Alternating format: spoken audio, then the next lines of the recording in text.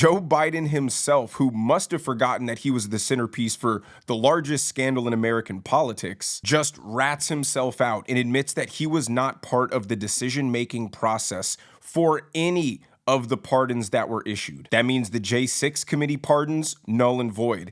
Fauci pardon, null and void. And maybe even those last-minute sneaky pardons he issued to his family members could also be null and void. As always, like the video and subscribe to the channel. You guys know I have been laser focused on this story. Now let's hear Peter Doocy reveal that the only pardon Joe Biden signed by hand was his son Hunter. Looks different. It looks authentic. In fact, if you look at the last name, it almost looks like the president was having a hard time spelling his last name there. Is this White House of the opinion that the only pardon that would count is one that the president signed himself? It's very interesting. Very interesting props. If you want to bring them to my office later so I can take a closer look, I would like to do that. The president is making a good point when he discusses the usage of the Autopen. Who was running the country for the past 4 years? Okay, so it seems every day now the walls are starting to close in tighter on all the corrupt Democrats who took part in overthrowing our democracy and usurping the power of the president. Now, Joe Biden, in all of his brilliance, decides to give an interview to the New York Times about these pardons. Just to give you a little context about this interview, apparently it only lasted for 10 minutes before Biden staffers cut it off, and Breitbart reported it as being totally unintelligible. So it makes total sense that Biden's brains are scrambled eggs, because he just goes on this interview and openly tells on himself and invalidating all of his pardons. I'll read you a couple excerpts. Mr. Biden did not individually approve each name for the categorical pardons that applied to large numbers of people he and his aides confirmed. Rather, after extensive discussion of different possible criteria, he signed off on the standards he wanted to be used to determine which convicts would qualify for a reduction in sentence. Even after Mr. Biden made that decision, one former aide said the Bureau of Prisons kept providing additional information about specific inmates, resulting in small changes to the list. Rather than ask Mr. Biden to keep signing revised versions, his staff waited and then ran the final version through the Autopen, which they saw as a routine procedure. So basically, Biden gave them some ambiguous criteria, and the aides went out and had total carte blanche in picking who was going to get these pardons and commutations. And that's where all the backdoor dealing started happening. Now, the rebuttal from the left, because of course they'll never admit that they supported one of the biggest scandals in American history, is it wasn't an individual pardon, it was a categorical pardon. So it's commonplace that a president isn't going to be looking at 1,000 different cases and determining who qualifies. Well, that may be true, but now let's define a categorical pardon. A categorical pardon would be like when Donald Trump said he was going to pardon all the January 6thers. It was a bunch of people convicted for the same crime, if not an extremely similar crime, related to one specific event on one specific day. In Biden's case, there was no uniform event that tied together all of the people who received pardons or commutations. I remember two people in particular. One was a judge who was convicted for over-sentencing juveniles and then getting a kickback from the prisons that they went to. Another one was a Chinese foreign national who got convicted for selling kitty. So in what world are those two crimes related in any categorical sense? So really what they were was 1,000 different individual pardons, which the president most certainly should have been privy to. Now, this next portion of the interview details the night before Joe Biden left office and all the last-minute sneaky, slimy pardons that he issued. At the January 19th meeting, which took place in the Yellow Oval Room of the White House residence, Mr. Biden kept his aides until nearly 10 p.m. to talk through such decisions, according to people familiar with the matter. Hold up, pause. It's well recorded Joe Biden was in bed by 5 p.m. every day. I already don't believe that this meeting occurred. Anyway, the emails show that an aide to Mr. Siskel sent a draft summary of Mr. Biden's decision at that meeting to an assistant to Mr. Zients, copying Mr. Siskel at 10:03 p.m. The assistant forwarded it to Mr. Reed and Mr. Zients, asking for their approval, and then sent a final version to Ms. Feldman, copying many meeting participants and aides at 10:28 p.m. 3 minutes later, Mr. Zients hit reply all and wrote, "I approve the use of the Autopen for the execution of all the following pardons." Now, that part might have been a little hard to follow, so let me break it down. That Mr. Zients guy who gave the final approval for all the pardons is none other than Joe Biden's chief of staff. So forget all the minutia in the middle. That was just all of the rest of the staffers getting their last-minute quid pro quos stuffed into the final pardon. Mr. Zients, his chief of staff, is the one who ultimately gave the final approval. This is monumental breaking news because the issue with this case isn't the use of the Autopen. Autopen is commonplace. The issue is the use of the Autopen without explicit presidential approval. And in the video I made the other day, the expert witness at the Senate hearing testified that documents that are signed with the Autopen without express consent of the United States president are invalid. That means there is solid legal standing for the Trump administration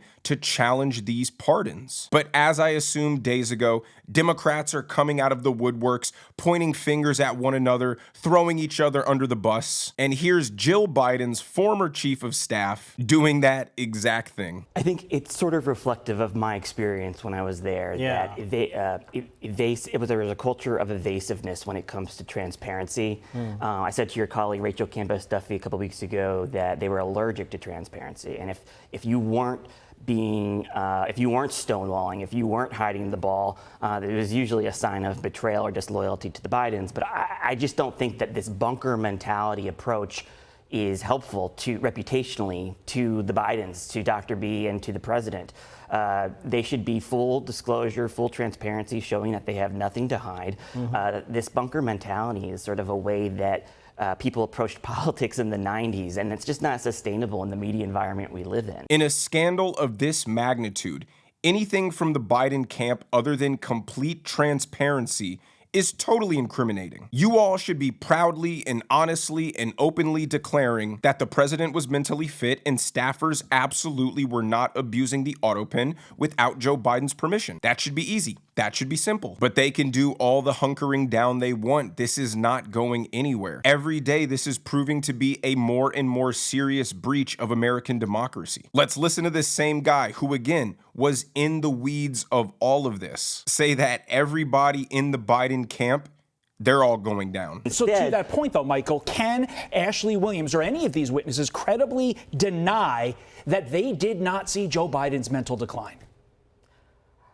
If they saw, I don't see how that's possible, given how close proximity and access they had. They had access to the residence. They had special badges. They were in charge of manifests and determined who was around Biden and when and how often and how frequent and for how long.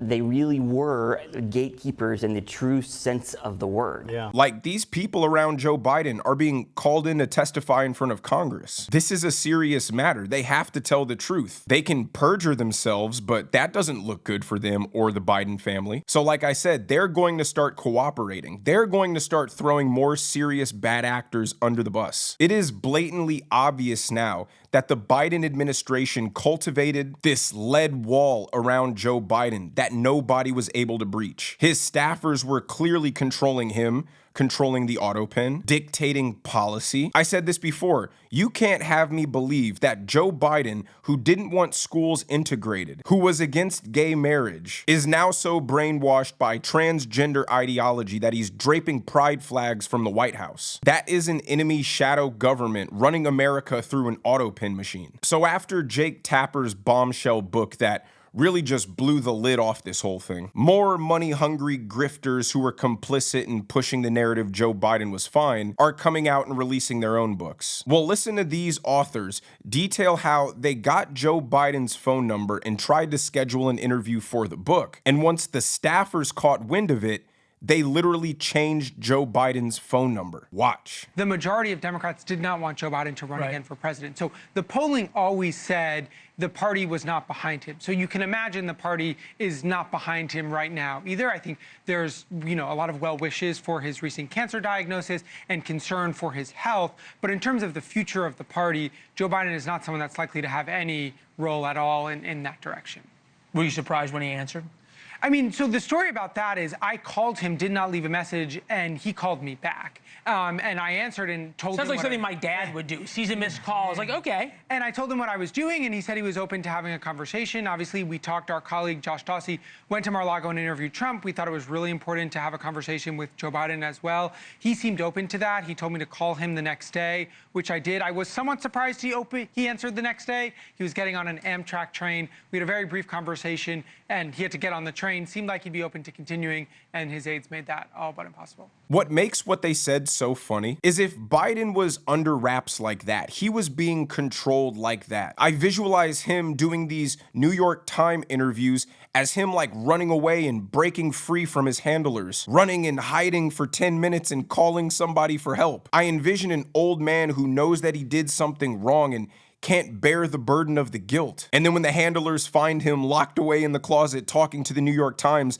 they snatch the cell phone, hang up, and change the phone number. It's honestly a pretty sad situation for him. I mean, we know Jill Biden, in her selfish motivations for power, was the one pushing her husband to serve when she, just like everybody else, knew that he wasn't up for it. So if you've been watching my videos and you're keeping score, the three big players we have right now, and I'm sure more will be added, are Joe Biden's chief of staff, Jill Biden herself, and Jill Biden's chief of staff. Now, Joe Biden's chief of staff is a relatively new guy. Jill Biden's chief of staff, however, is a very established Washington, D.C. guy and has a lot of power and influence. In fact, it was David Hogg, who was vice chair of the DNC at the time, who revealed on camera that it was Jill Biden's chief of staff who was the main puppet master. So that's where we're at with this whole thing, and I'm sure new developments will keep happening every day. But what's so desperate from the Democrats is as these walls are starting to close in, the narrative from the Democrat media is the most laughably ironic take possible, that Donald Trump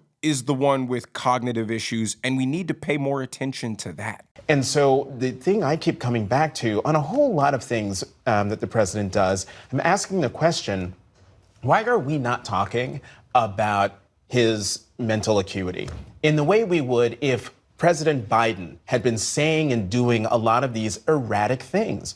And we're not. And I think we need to start having that conversation. Everything the Democrats do resembles teenagers. It's so dishonest and sarcastic for them to even mention Donald Trump having cognitive decline. Donald Trump works like a workhorse. His schedule is insane. Even his biggest haters will give him that. And he's so open with the media. You may not like what he says. He may stumble on his words like a regular normal person, but it's so disingenuous to the American people to even try to compare the two situations. They don't want us to remember that Joe Biden was so secluded, he never talked to anybody. The fakeness of it all is so childish. Now that you've been caught, all of a sudden, you're super considerate and interested in focusing on a president's mental decline. It's like if you yelled at your kid because they weren't cleaning their room, and then they walk into your room and see a single unfolded t-shirt on the floor and start saying, "Oh, clean your room. I thought we cared about clean rooms." But that kind of pitiful deflection is all the Democrats really do. This will end up being the worst stain possible on the Democrat Party. The effects of this betrayal will last a generation. And if Donald Trump keeps winning at the pace that he has been, that might be the nail in the coffin for the entire Democrat Party. But let me know what you guys think down in the comments section below. If you enjoyed the video, make sure you hit that like button. Make sure you subscribe to the channel if you haven't already. Turn on those notification bells so you guys never miss a video. And I will see you in the next one.